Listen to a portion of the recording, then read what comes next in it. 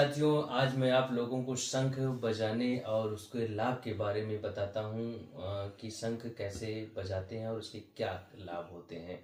शंख बजाना भारत की एक प्राचीन परंपरा रही है। आयुर्वेद, योग, अध्यात्म इसके कई लाभ बताए गए हैं। शंख बजाना एक अध्यात्म क्रिया ही नहीं बल्कि ये शारीरिक, मानसिक और सकारात्मक ऊर्जा में कई प्रभाव डालते हैं। सबसे पहले आप शंख बजाने के बारे में आप सुनिए कि शंख कैसे बजाया जाता है। शंख बजाना जैसे सीटी आप बजाते हैं, पतली धार निकलती है। दो तीन प्रकार से बैठ सकते हैं, खड़े होकर सुखासन में और वज्रासन में बैठ सकते हैं शंख बजाने के लिए।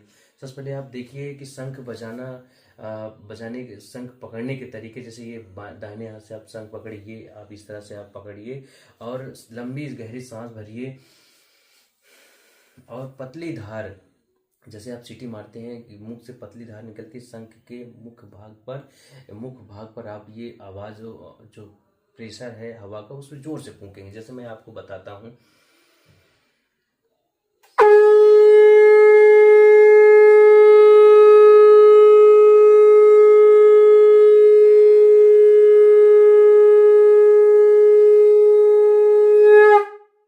इस तरह से आप 2-3 बार प्रतिदिन बजाएंगे तो आसानी से आप शंख बजाना सीख जाएंगे। अब इसके लाभ मैं बताता हूँ आप लोगों को।